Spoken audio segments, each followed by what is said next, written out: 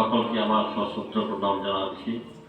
সমবেত উৎসবের শুভ সূচনা লগ্নে শ্রী শ্রী ঠাকুরের অশেষ কৃপায় পবিত্র বেদবাণী পাঠ ও ঠাকুর প্রসঙ্গ আলোচনার অংশগ্রহণ করে সকলের সঙ্গে আমিও সক্রিয় সুতায় স্নাত হব। সৃষ্টির স্মৃতিলয়ের এক অনন্ত রূপ শ্রী শ্রী ঠাকুর রামচন্দ্রদেব। তিনি কৌবল্য শক্তির অধিকারী, তাই তিনি কৌবল্যনাথ।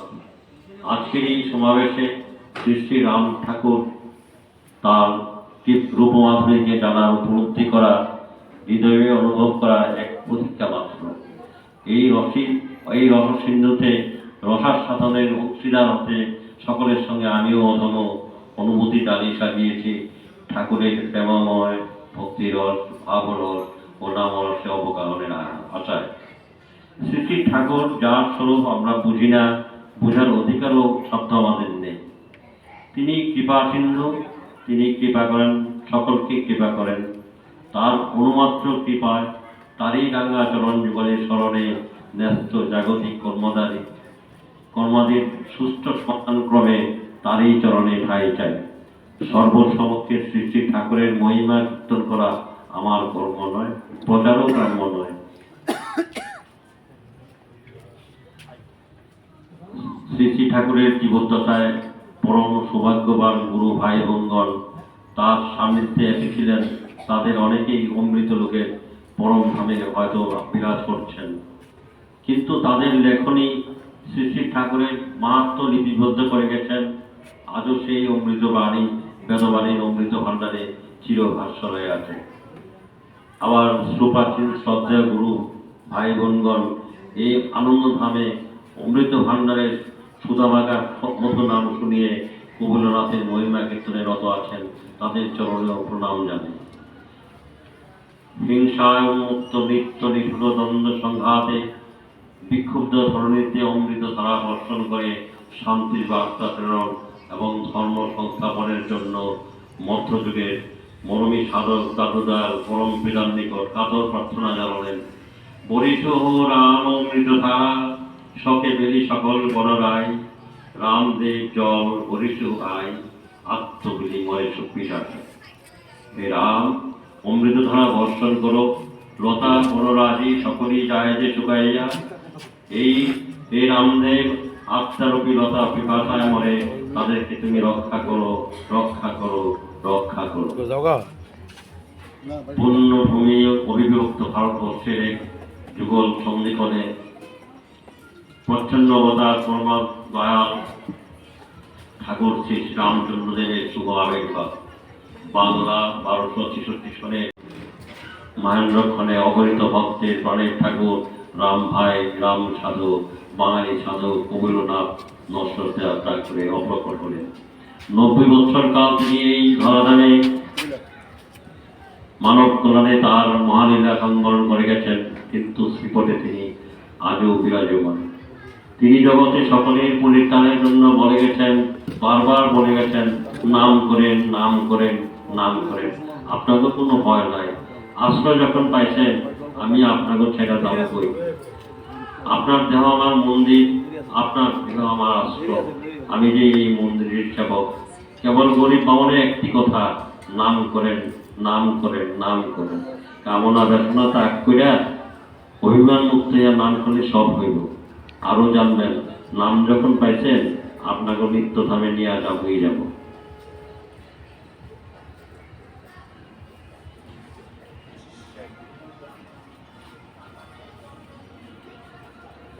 শ্রী শ্রী ঠাকুরের উপদেশ বাণী গভীর অর্থ ব্যঞ্জক।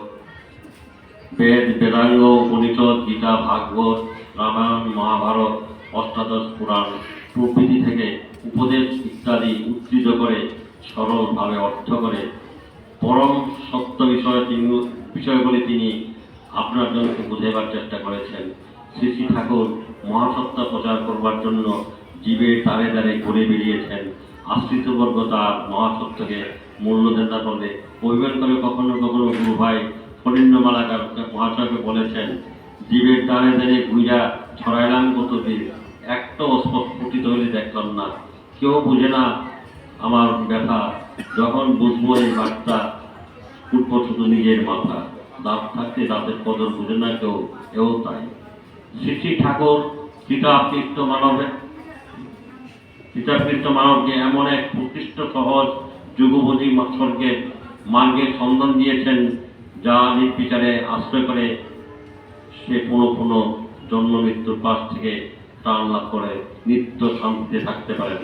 তা হলো অনুক্ষণ নাম স্মরণ মনন ধ্যান ও কীর্তন। শ্রদ্ধেয় গুরু ভাদা কানুদা ঠাকুর প্রসঙ্গে আলোচনায় লিখেছেন, শুধু নাম করেন, নাম সত্য, নাম মুক্ত, নাম ধর্মসার, নাম বই সংসারে কিছুই নাই আর। এই নাম হলো জীবের আত্মা বা প্রাণ বা দেহে।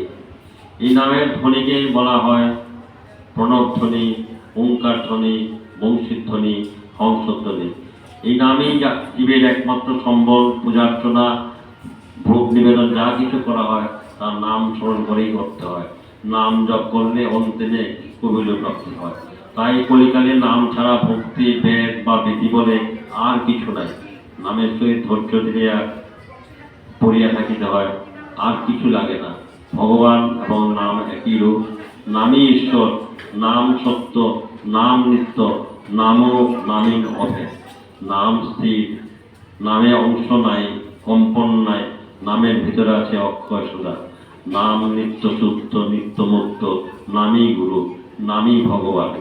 এই নাম সবে এই নামে সব কিছু আছে।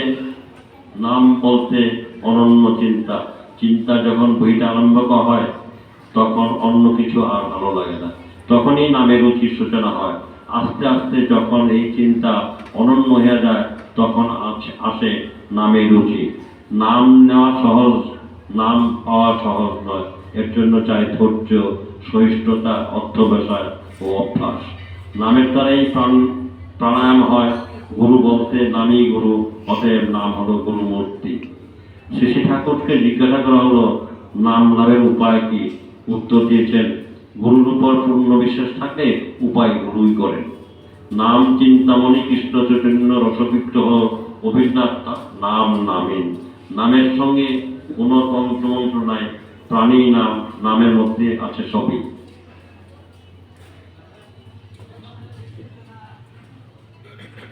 যেই নাম সেই কৃষ্ণ ভজনিষ্ঠা করি, নামের সহিত ফিরে আপনি শ্রীহরি।